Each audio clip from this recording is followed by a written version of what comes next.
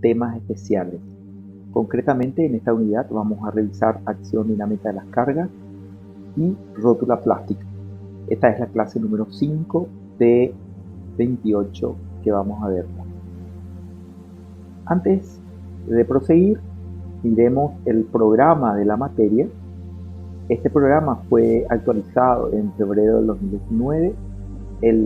La unidad 1, que consta de temas especiales que tienen que ver con corte, torsión y flexión. Hemos visto ya el punto 1, que es juntas roblonadas, abulonadas, centradas y excéntricas. Y en este momento estamos abordando el ítem 2, que es torsión en secciones varias. Esto también ya lo hemos revisado en la clase anterior. Y seguidamente vamos a desarrollar cargas súbitamente aplicadas, cargas de impacto de baja velocidad y casos especiales.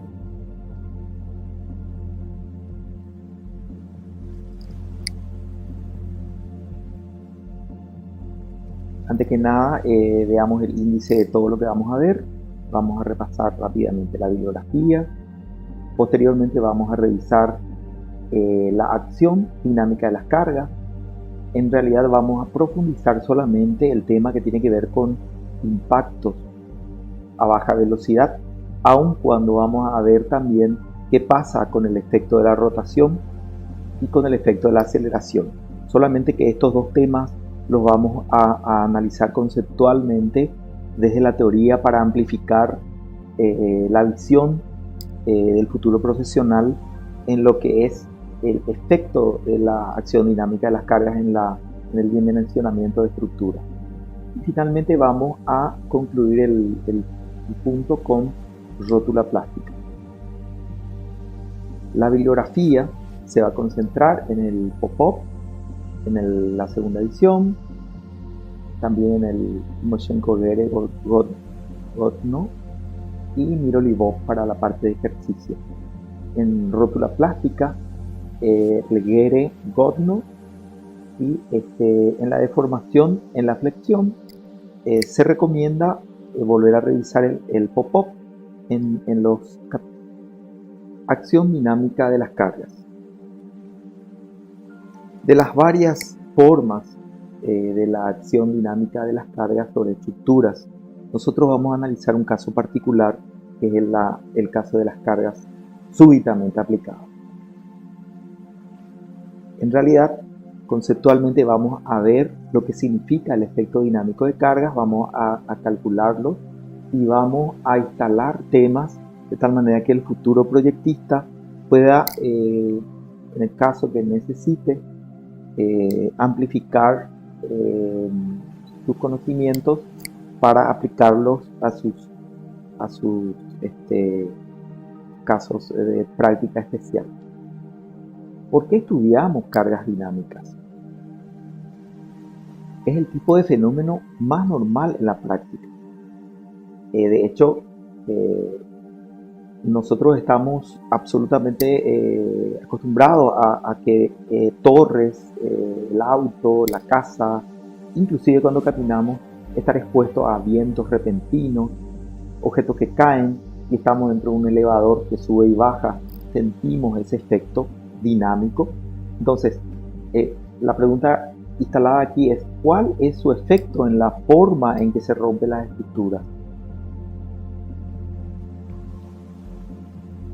Veremos un caso simple, que es el caso de cargas súbitamente aplicadas, pero el objeto es abrir el tema para otros más complejos. Se trata de tener una visión general del impacto de las cargas dinámicas en las estructuras. Aunque dejamos instalados los temas, no vamos a desarrollar oscilaciones o cargas cíclicas, aunque vamos a ver algunos elementos que tienen que ver con cargas por velocidad y por aceleración. Este es el caso específico que vamos a analizar aquí, que son las cargas de impacto a baja velocidad. Las suposiciones sobre las cuales vamos a basar este análisis son: primero, que las tensiones durante el impacto son menores que la tensión de proporcionalidad. Esto significa que estamos trabajando en todo momento dentro del cuerpo o del sólido elástico que es objeto del impacto. Estamos en todo momento con tensiones por debajo del límite de proporcionalidad, o sea, se cumple la ley de Hooke. Los cuerpos no se separan después del impacto.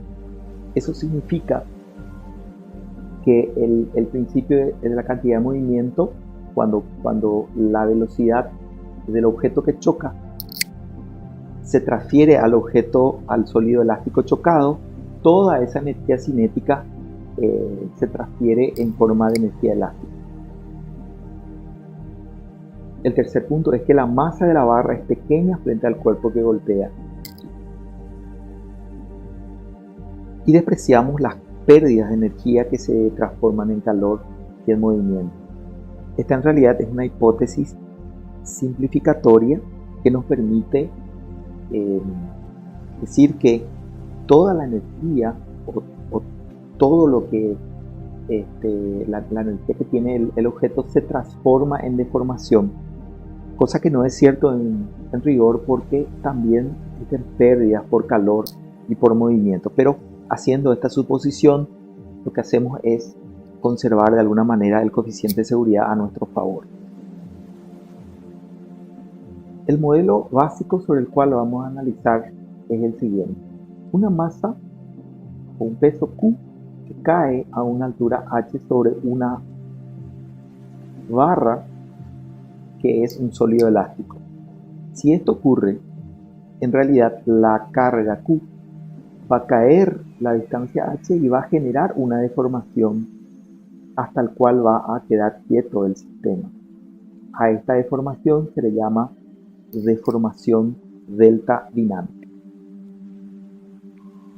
Si esta carga Q hubiera sido bajada en forma lenta, esta carga Q hubiera generado una deformación estática que es menor que la deformación dinámica.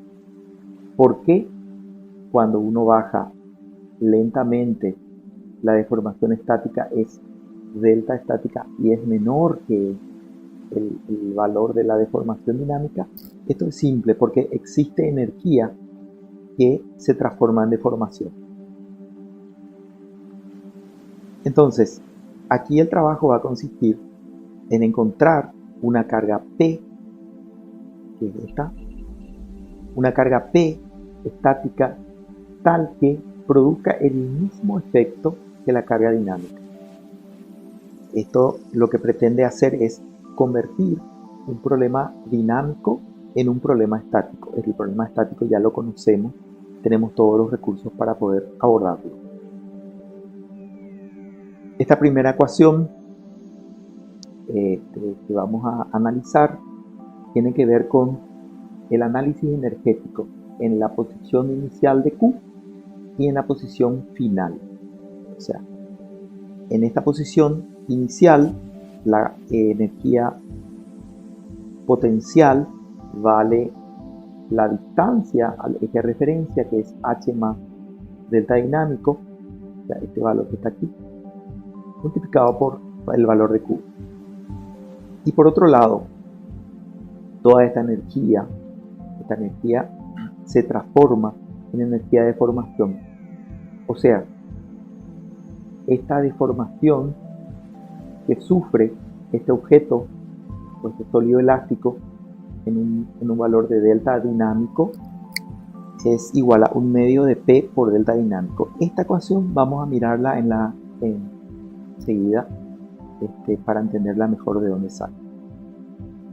Finalmente, se puede extraer de esta ecuación esta otra, que significa que la deformación dinámica es igual a la deformación estática por un factor que siempre es mayor que 1 y que va a ser mayor si la deformación estática es muy pequeña. Si la deformación estática es pequeña, este valor es mayor y por lo tanto todo el coeficiente dinámico es mayor. Por lo tanto, cuando más rígida sea la esta barra que es sometida a la acción de Q, más peligrosa es la acción dinámica. Y viceversa, o sea, si esta barra es elástica o es más elástica, a medida que es más elástica, este valor es mayor, entonces este coeficiente en general se vuelve menor.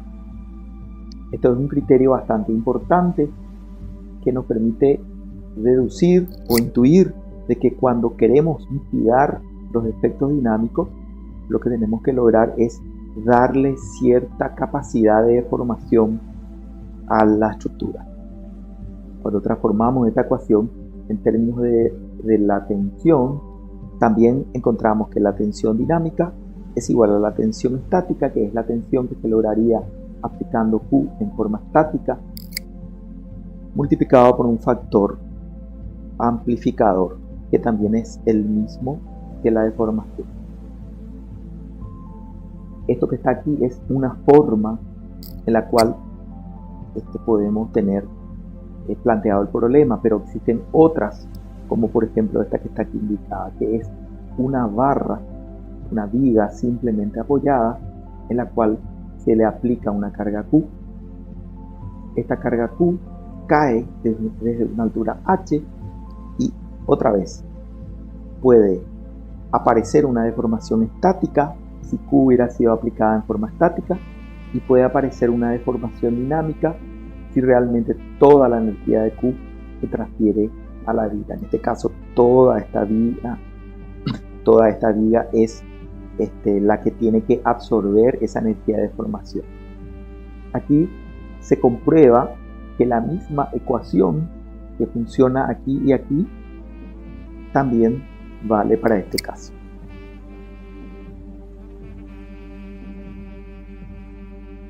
Respecto del trabajo de las fuerzas exteriores, supongamos que tenemos una barra de un sólido elástico que cumple la ley Hooke, sobre la cual está aplicada una carga P1 que varía de 0 hasta P1, y cuando va variando de 0 a P1 provoca una deformación que vale de 0 a delta máximo. Esta barra tiene una longitud conocida y una sección conocida. Si nosotros graficáramos lo que pasa en esta barra, obtendríamos una gráfica similar a esta que está acá indicada, donde en el eje horizontal tenemos la deformación delta y en el eje vertical el valor de la carga aplicada. Entonces, si se cumple la ley de Hooke, vamos a tener que esta línea roja es la curva de fuerza de deformación, y nos podemos dar cuenta que esto es una línea recta, o sea, P es igual a K por delta. Teniendo esto en cuenta y partiendo de la definición de lo que es trabajo mecánico, W es trabajo mecánico, el trabajo mecánico es la fuerza por la distancia. La fuerza por la distancia, si sumamos entre 0 y delta máximo, esta integral es necesaria porque a medida de que P empieza a deformar la carga, no es que instantáneamente llega a P1, sino que va subiendo en forma gradual. Por eso tenemos que integrar aquí desde 0 también hasta delta máximo, es porque instantáneamente no se deforma la barra hasta el valor delta máximo, sino que gradualmente va deformándose. Entonces es necesario construir esta integral. Por otro lado, la carga P sabemos que tiene una respuesta que es proporcional a la deformación. O sea, en un punto cualquiera como este, si en ese punto tenemos delta, en ese punto también tenemos una respuesta de la barra que es igual a P. Entonces, reemplazando esta ecuación en esta, tenemos que el trabajo mecánico es igual a esta expresión que está aquí. Y en otras palabras, finalmente el trabajo viene a ser P1 por delta máxima sobre 2, que si se fijan es ni más ni menos que el área bajo la curva del diagrama P en función de delta. Fíjense, delta por P sobre 2 no es otra cosa que esta área de este triángulo, que es esta expresión que está aquí. Esto se puede reescribir en función de la tensión y obtenemos en ese caso esta expresión que está aquí. Muy bien, con esto vamos a seguir con lo que estábamos viendo, y es el caso especial de un movimiento uniformemente acelerado. Acá lo que vamos a hacer es analizar el caso de un peso de valor Q que está sostenido por un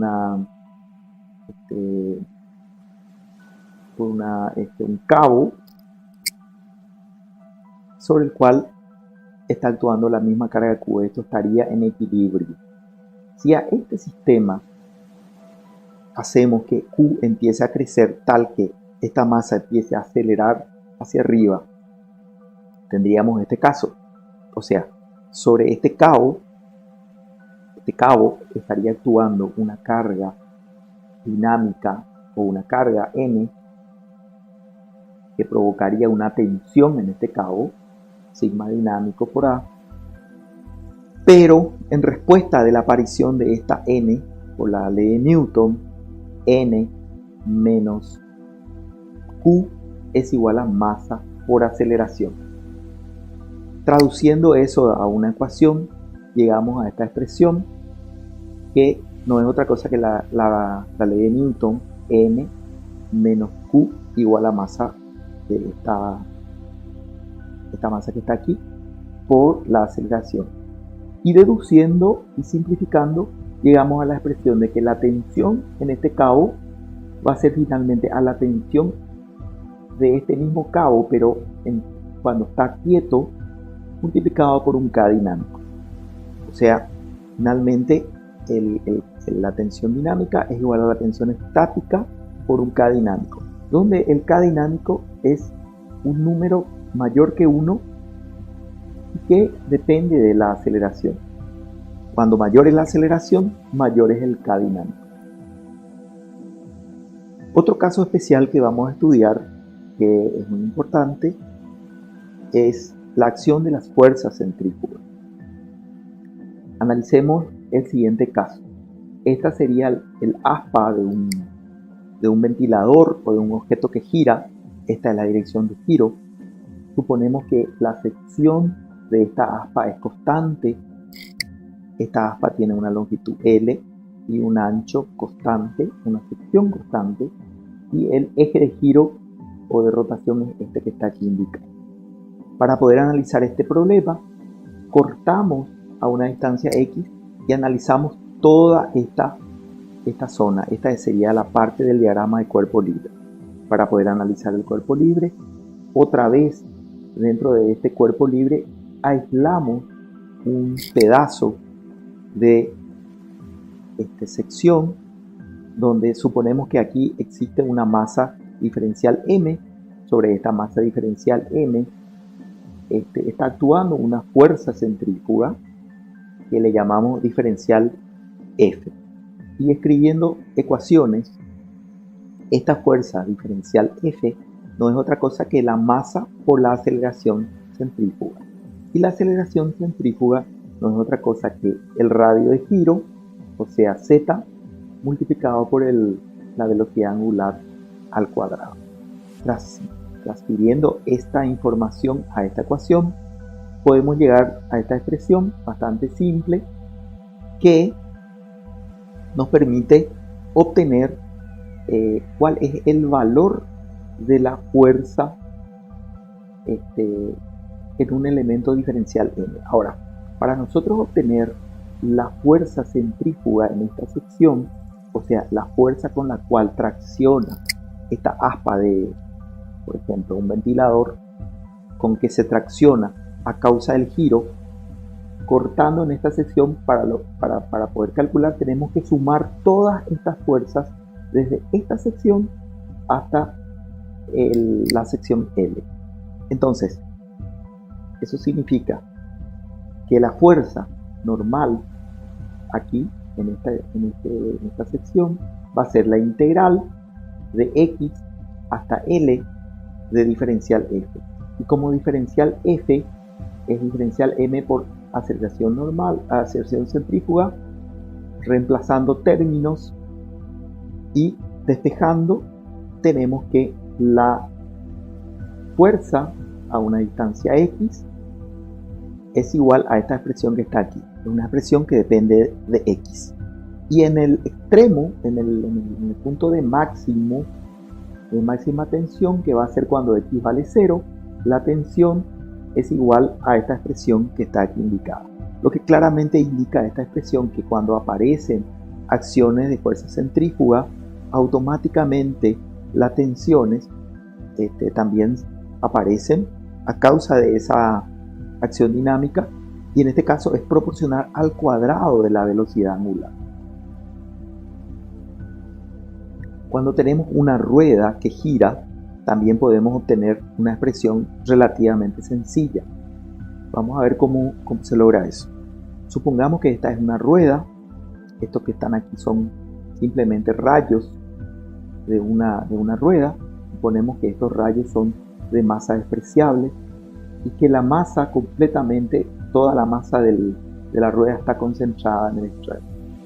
Entonces, aislamos un pequeño pedazo de esta rueda y aislamos este pedazo que está aquí indicado, que suponemos que tiene un diferencial S de longitud. Expresamos aquí los valores de fuerza, porque este pequeño pedazo, al hacer diagrama de cuerpo libre, tiene que estar en un equilibrio.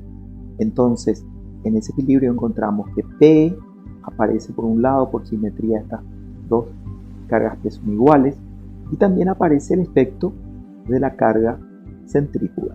Despreciamos el efecto del peso, suponemos que esto gira en forma horizontal, y entonces son estas las únicas fuerzas que aparecen.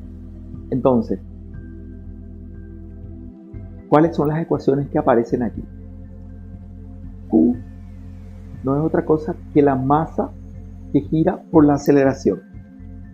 Esto se puede reescribir como el peso por unidad de longitud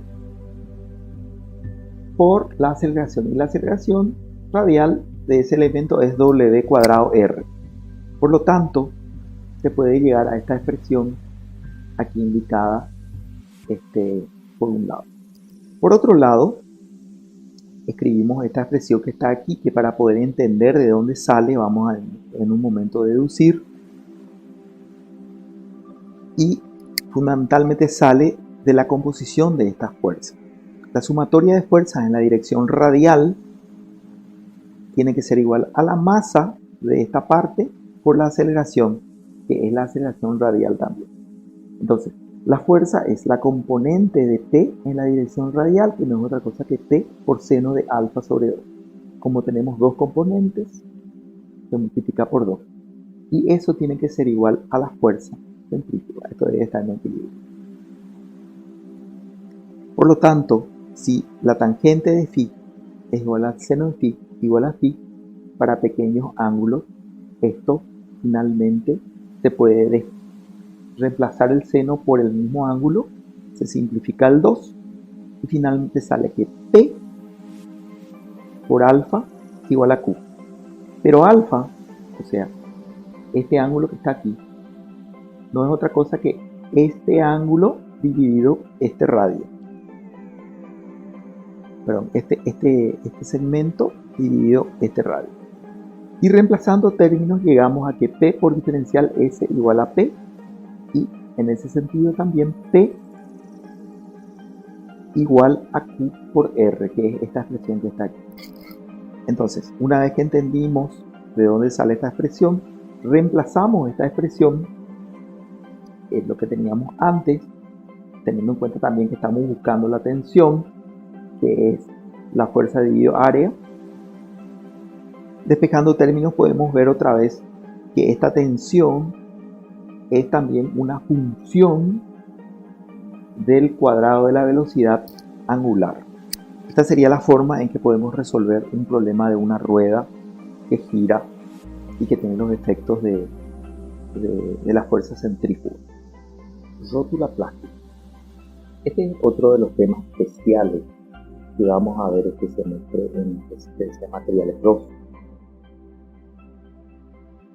Lo que aquí vamos a analizar es el comportamiento fundamentalmente de una viga sometida a flexión, la cual tiene un comportamiento elastoplástico y a causa de las cargas exteriores, en algún punto de esta viga llega al momento en que se da un fenómeno donde aparece la fluencia y se va de alguna manera cambiando el comportamiento típicamente fijado en la flexión simple que hemos estudiado en resistencia a materiales 1.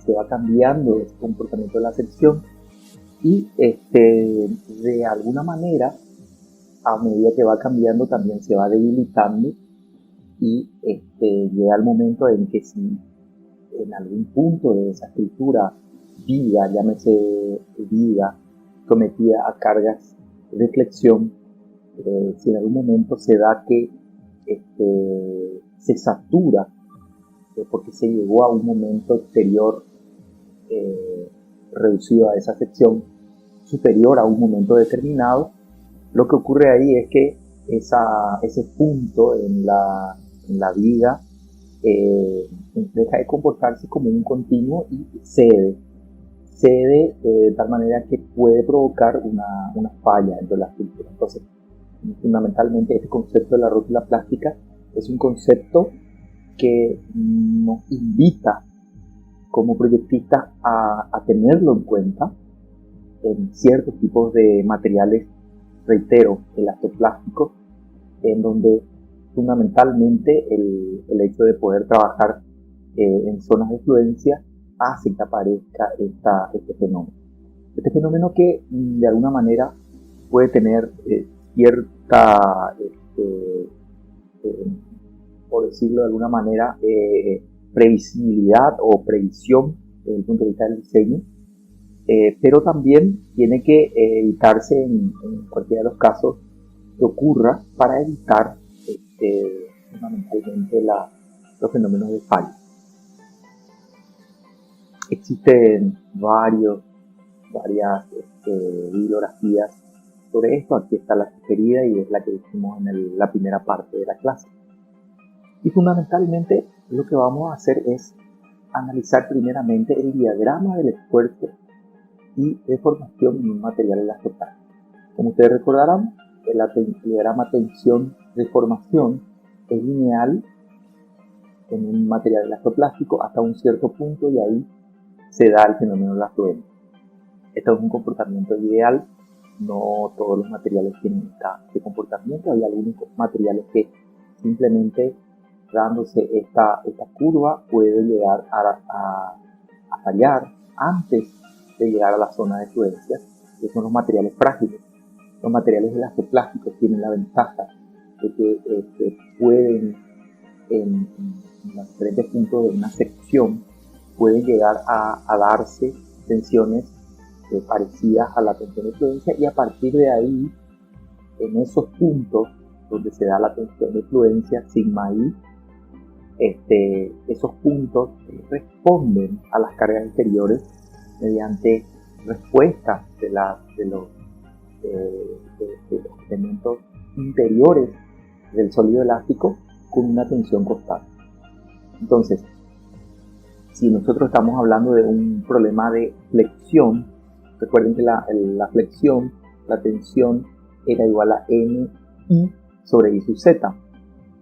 Acá esta ecuación es esa misma expresión de la tensión, pero escrita en función del momento N sub I, y C representa la distancia máxima desde el centroide hasta el punto más alejado de la sección. En otras palabras, si la sección es sometida a un momento que es igual o mayor a N sub I, lo que corremos el riesgo es de que la sección sometida a flexión esté por lo menos en el punto de mayor tensión trabajando en este punto que está aquí, lo cual es inadecuado desde el punto de vista del trabajo estructural, desde el punto de vista también de todas las simplificaciones todas las hipótesis que hemos hecho en el análisis de la tensión en la flexión 5. Entonces, profundizando, supongamos que esta es una sección cualquiera de una viga sometida a un conjunto de cargas, tal que esas cargas provocan en el interior de esta viga un diagrama de tensiones como está indicado aquí. O sea, existe una distribución lineal de la tensión en función de la distancia al centroide, donde O vendría a ser el centro de gravedad de esta sección. Entonces, la lógica que vamos a ir analizando es que a medida que la carga exterior, el momento exterior aplicado en esta sección empieza a crecer, a medida que va creciendo se da este comportamiento de tensión dentro de esta sección. Pero llega un momento que esta tensión máxima que se da en el extremo más alejado a una distancia C del centroide puede llegar al valor de la tensión de fluencia. Vamos a ir otra vez a la gráfica anterior, donde veíamos que esta tensión de fluencia, una vez que el material elastoplástico llega a este valor, lo que ocurre es que la tensión se hace incapaz de seguir soportando este valor.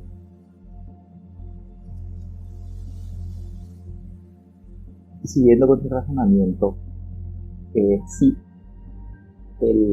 la carga exterior es tal que M en esta sección sigue creciendo, entonces llegamos a un extremo en donde el punto más solicitado llega a la tensión de fluencia. Si a partir de este momento sigue creciendo la carga exterior M, lo que va a ocurrir es que a causa del comportamiento elastoplástico, la tensión no puede seguir subiendo en este punto y empieza a aparecer el efecto de que se hace plana la tensión, lo que significa que esta zona no es capaz de seguir incrementando su respuesta al incremento de las cargas exteriores. Entonces se da esta forma de diagrama, donde toda esta zona que está aquí es una zona donde aparece la elastoplasticidad. En otras palabras, vamos otra vez a la gráfica anterior, estamos llegando a este nivel donde la respuesta del material es de que responde con una tensión máxima y no importa lo que se le excita en cuanto a deformación. Esto, a medida que la tensión crece, esta zona de plasticidad o de trabajo elastoplástico va a ir creciendo, obviamente, hasta llegar a cubrir toda la sección.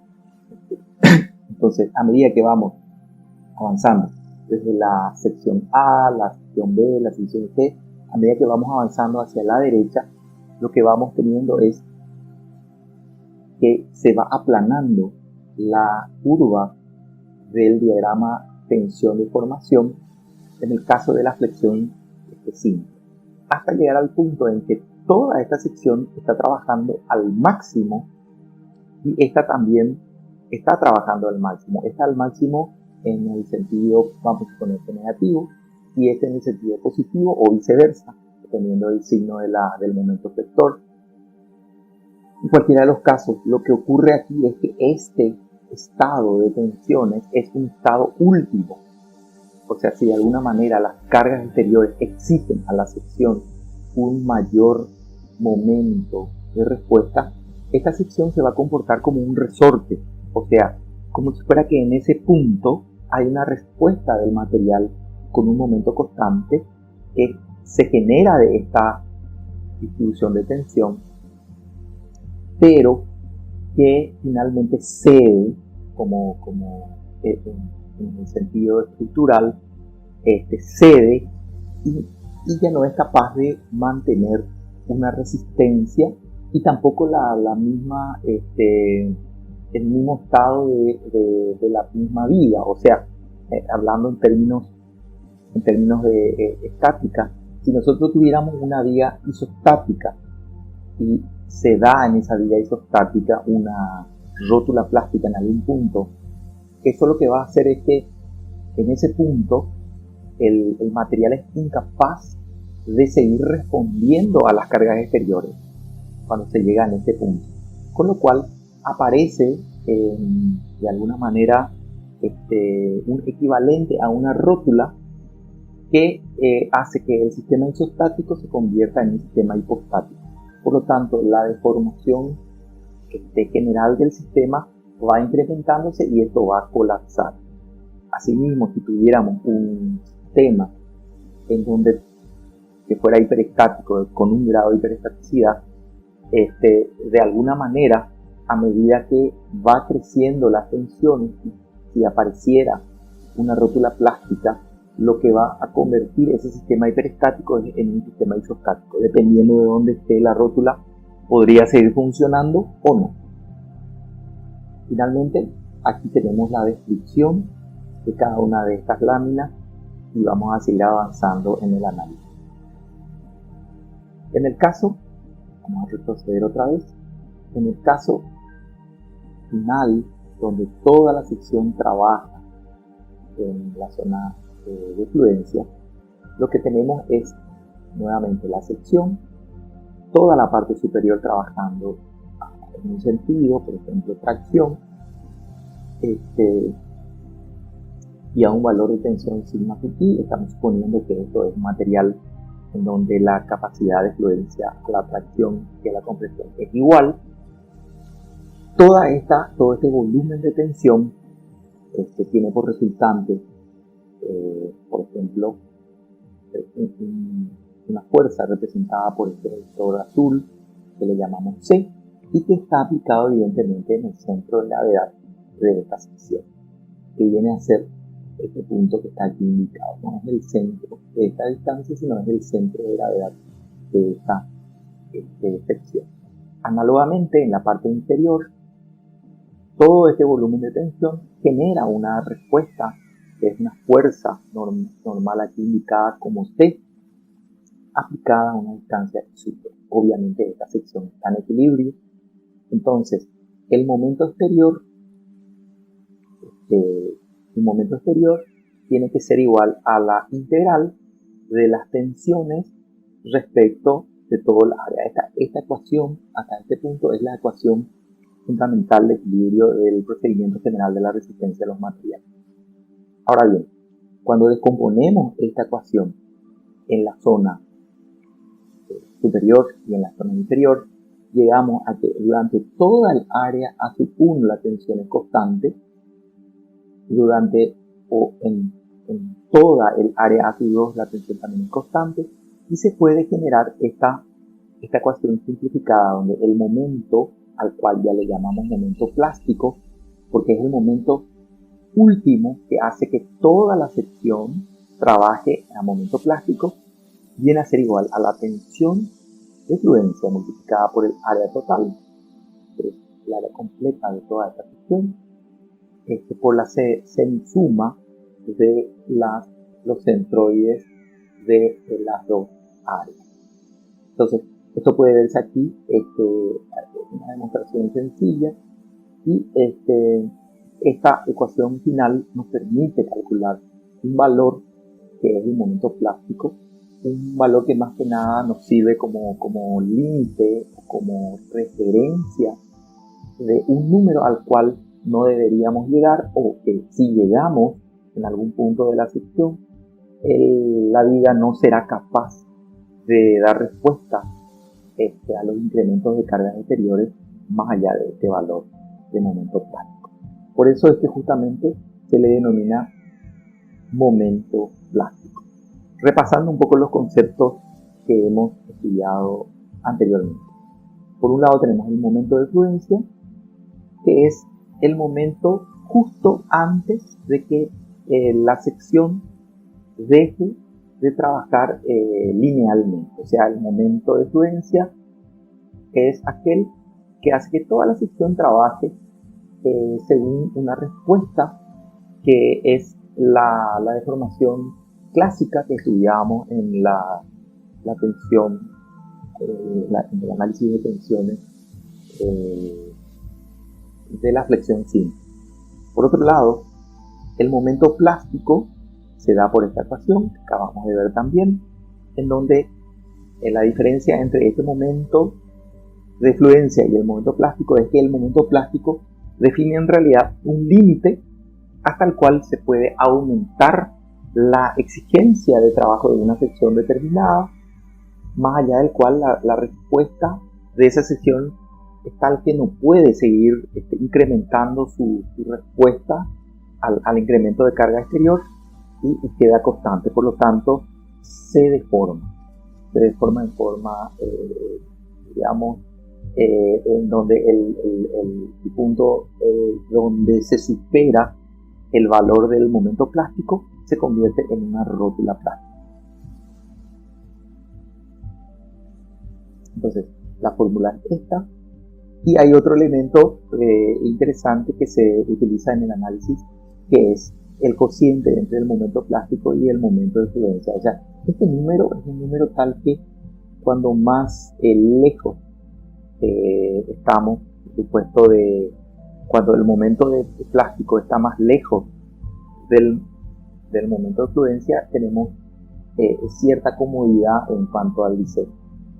Entonces, por eso este factor de forma se define y más adelante vamos a ir viendo cómo se define. Este es un resumen final de las fórmulas, nada más para tenerlo en cuenta. Donde tenemos el momento de fluencia, el momento plástico, el módulo plástico y el factor de forma. Finalmente, invitamos a los alumnos a revisar el documento que se encuentra publicado en el Classroom y que tiene que ver con el ejercitario de teoría, y les pedimos que vayan revisando las preguntas que están relacionadas con este tema. Aquí pueden ver tanto preguntas que tienen que ver con la acción dinámica de las cargas, como preguntas que tienen que ver con la flexión inelástica. Esto, como decía, son temas complementarios que los tenemos que tener en cuenta y que los podemos necesitar en un momento dado cuando estemos haciendo diseño de este tipo.